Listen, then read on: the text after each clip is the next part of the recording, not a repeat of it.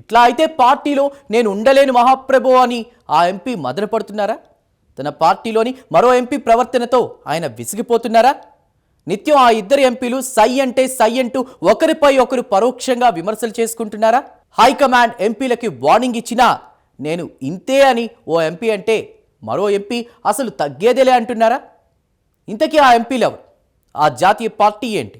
వాళ్ళ మధ్య ఉన్న వైర్యం మరోసారి గ్రామ పంచాయతీ ఎన్నికల సందర్భంగా బయటపడిందా? వారి మధ్య కోల్డ్ వార్ పీక్ స్టేజ్కి చేరుకుందా? Watch the story.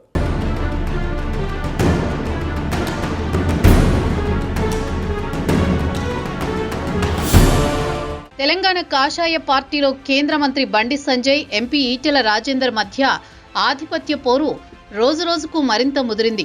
గ్రామ పంచాయతీ ఎన్నికల సందర్భంగా వీరి మధ్య ఉన్న కోల్డ్ వార్ పీక్ స్టేజ్కి చేరుకుంది. ఒకే గ్రామ పంచాయతీలో అటు బండి సంజయ్, ఇటు ఈటెల రాజేందర్ సర్పంచ్ అభ్యర్థిగా వేర్వేరు నేతలను బలపరిచారు. ఇందులో బీజేపీ బలపరిచిన అభ్యర్థి విజయం సాధించాడని బండి వర్గీయులు చెబుతూనే, ఈటెల బలపరిచిన అభ్యర్థి ఓటమి చవిచూశాడని ప్రచారం చేస్తుండడం పుండుపై కారం చల్లినట్లయింది. ఒకే పార్టీలో కీలకంగా ఉన్న ఇద్దరు నేతలు గ్రామ పంచాయతీ ఎన్నికల్లో ఒకే ఒక గ్రామ పంచాయతీకి వేరువేరు అభ్యర్థులను బలపరచడం ఇరువురి మధ్య అంతర్యుద్ధం ఏ స్థాయిలో ఉందనేది స్పష్టమవుతోంది. ఈ విషయం బండి వర్గీయులే అధికారికంగా సోషల్ మీడియాలో ప్రచారం చేయడంతో పార్టీలో చర్చనీయాంశంగా మారింది. కరీంనగర్లో ఈటెల ఆటలు సాగవనే సంకేతాన్ని ఇస్తున్నట్లుగా ఉన్నదని రాజకీయ వర్గాల్లో చర్చ జరుగుతోంది.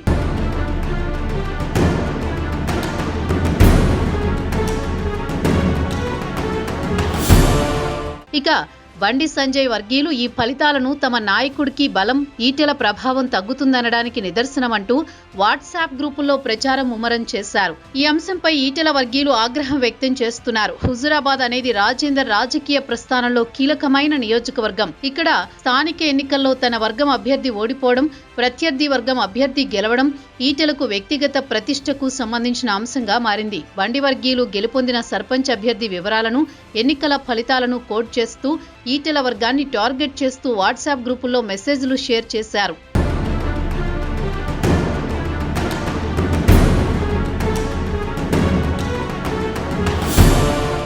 దీంతో బండి సంజయ్ బలమేంటో తేలిపోయింది. ఈటెల కోటకు బీటలు వంటి వ్యాఖ్యలతో కూడిన సందేశాలు పార్టీ శ్రేణుల్లో హాట్ టాపిక్ గా మారాయి. ఈ ప్రచారంతో ఈటెల వర్గీయులు తీవ్ర మనస్తాపానికి గురవుతున్నారు. హుజురాబాద్ అసెంబ్లీ నియోజకవర్గ పరిధిలో కమలాపూర్, భీమదేవరపల్లి మండలాల్లో మొదటి విడత పోలింగ్ జరిగింది. హుజురాబాద్, జమికుంట, ఇల్లంతకుంట, వీణవంక మండలాలకు మూడో విడతలో పోలింగ్ జరగనుంది. కమలాపూర్ మండలం ఉప్పలపల్లిలో బీజేపీ బలపరిచిన సర్పంచ్ అభ్యర్థి రేఖం శ్రీనివాస్ 90 ఓట్లతో విజయం సాధించారని బండి వర్గీయులు వాట్సాప్ గ్రూపుల్లో అధికారికంగా ప్రచారం చేపట్టారు. అలాగే ఇక్కడ ఈటెల రాజేందర్ బలపరిచిన అభ్యర్థి రేఖం సంపత్ ఓటమి చెందారని పేర్కొన్నారు.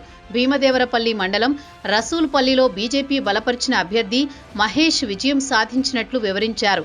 అయితే ఉప్పలపల్లిలో ఈటెల ప్రచారం చేయలేదని ఆయన వర్గీయులు చెబుతున్నారు. ఇట్లా అయితే పార్టీలో మేము, మా నాయకుడు ఎట్లా ఉండేదని ఆవేదన వ్యక్తం చేస్తున్నారు.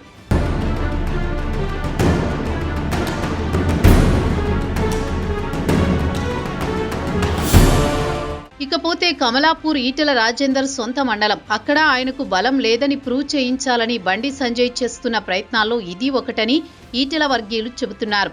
గతంలో బీజేపీకి అభ్యర్థులే లేరని, కొందరైనా వచ్చారంటే అది ఈటెల వల్లే అని చెబుతున్నారు. వ్యక్తిగత ఇమేజ్ కోసం బండి పాకులాడుతున్నారని, ఈ పోకడలతో వ్యక్తిగతంగా ఆయన లాభపడినా డ్యామేజ్ అయ్యేది పార్టీ అనే విషయం గుర్తుపెట్టుకోవాలని అంటున్నారు. ప్రస్తుతం ఇరు వర్గాల మధ్య సోషల్ మీడియాలో సాగుతున్న ఈ యుద్ధం తెలంగాణలో బీజేపీలోని రెండు బలమైన సామాజిక వర్గాల ఆధిపత్య పోరును కూడా ప్రతిబింబిస్తుందనే చర్చ జరుగుతోంది.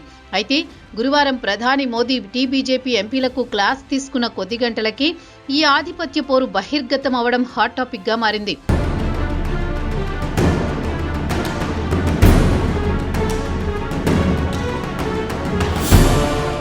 మొత్తానికి తెలంగాణలో బలపడాలని చూస్తున్న కమలం పార్టీకి ఈ అంతర్గత కలహాలు పెద్ద తలనొప్పిగా మారాయి.